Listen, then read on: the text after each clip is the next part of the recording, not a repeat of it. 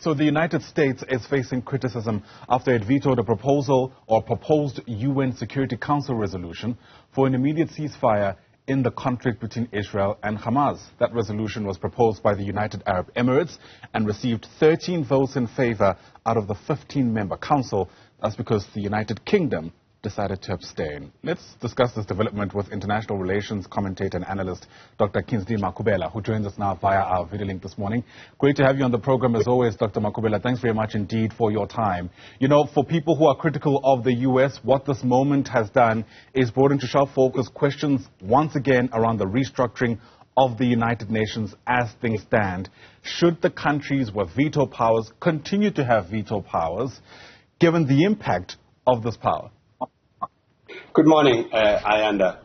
The question of the veto powers within the within the United Nations system is unlikely to go away because those who hold the power to veto are unlikely to relent on this, as we have seen now with the recent resolution. And by the way, this resolution, Ayanda, was brought up because of the concerns that were raised by the Secretary General of the United Nations, Mr. Antonio Guterres.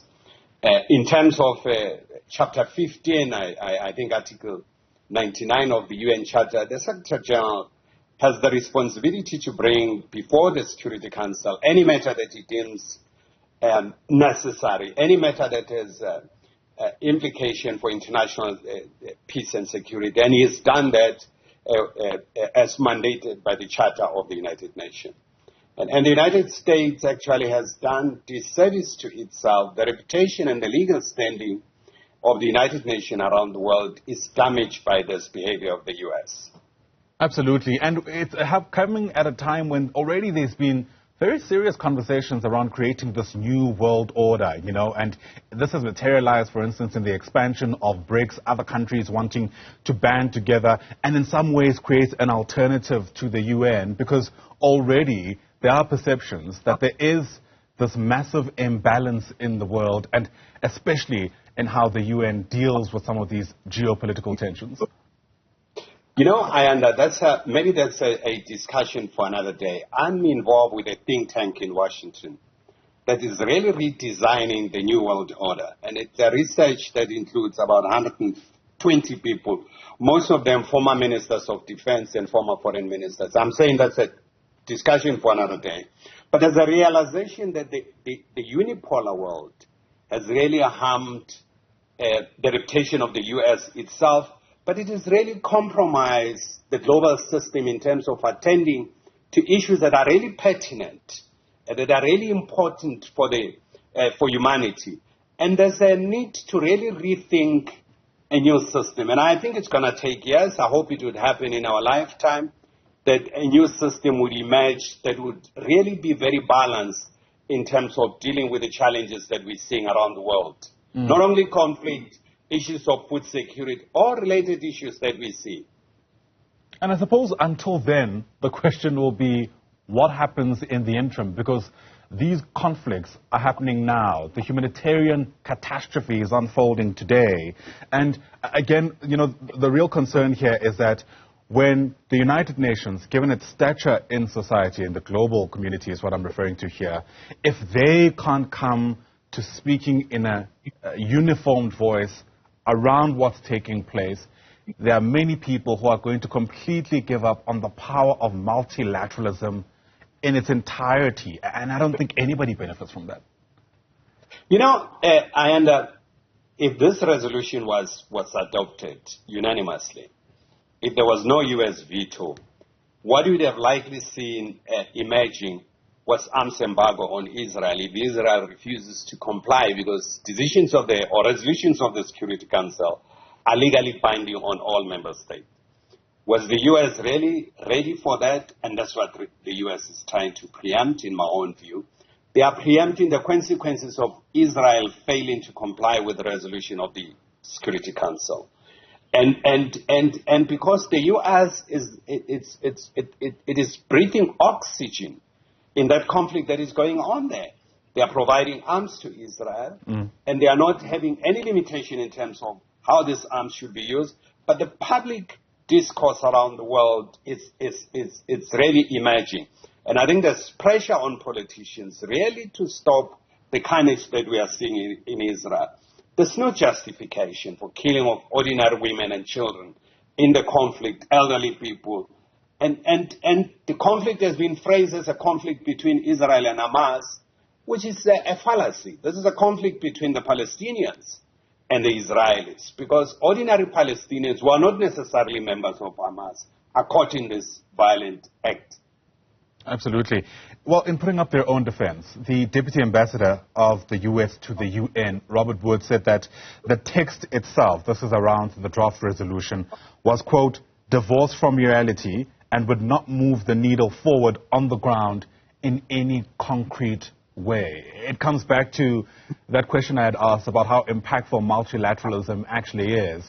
Part of what the U.S. seemingly is arguing here is that even if this draft resolution was to be adopted, the situation on the ground is unlikely to have changed. No, it was going to change. It wouldn't have moved a needle according to what Robert Wood was saying, but it would have moved the mountain in terms of saving lives, because if Israel does not comply with the Security Council resolution, there are serious consequences that would have emerged. The Security Council has instruments within its powers to impose sanctions, to impose arms embargo, and the only thing that is fueling that conflict, is the arms that the U.S. is supplying there. So that's what they were trying to prevent. They knew if there was a resolution that really compels, because if you look at the draft resolution, was demanding a ceasefire immediately. So it would have moved a mountain in terms of the lives of ordinary people who are caught in this violence in Palestine. It's one thing to stop the latest bout of violence, Dr. Makhubela, but it's another to, of course, stop the war, right? Which we know is one of the oldest wars of our time, spanning decades. And I suppose that's also part of the concerns that are being raised at this moment, right? Yes, the immediate goal, without a doubt, unequivocally, should be to stop the carnage and the conflict that is taking place today in the Middle East. But how do we make sure that it's sustainable and that we are not back here in the next couple of years? Well, if the conflict stops today, it will provide conducive environment for the final negotiation of the status of the State of Israel. It would allow a dialogue in terms of how the State of Israel, because most countries recognize the State of Palestine and the State of Israel, and how the State of Israel and the State of Palestine must coexist within each other. The root causes of the conflict, of course, has to be addressed. Addressing the conflict or stopping the conflict for now, it wouldn't have resolved the long-term problem. Addressing the long-term issue, that's where the global community now is focused on. I mean, it's unprecedented that members, parliament in Spain and government in Spain, in France, they're starting to say, let's resolve the root causes of the conflict, which is the two-state solution. You would have seen even the Israeli ambassador during the debate, he doesn't speak about Palestine, he speaks about Gaza. That's what they speak, because they are avoiding the fact that there's a legitimate people who exist, and these are Palestinian, and the Palestinian must exist within the borders of 1966. That's what has to happen following ceasefire. But you can't have negotiation whilst you're having these brutal conflicts going on. There's no doubt that what has taken place in the UN Security Council, and indeed what has taken place in the Middle East over the past couple of weeks, will be etched in the history books. I wonder how you reckon the United States and the UN will be looked at when we look back to this moment and how they responded to the carnage.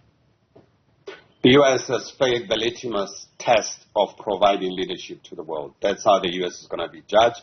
And I think the reputation and the standing of the U.S. around the world to provide global leadership, it's really damaged by this behavior. And there's an acknowledgement by that.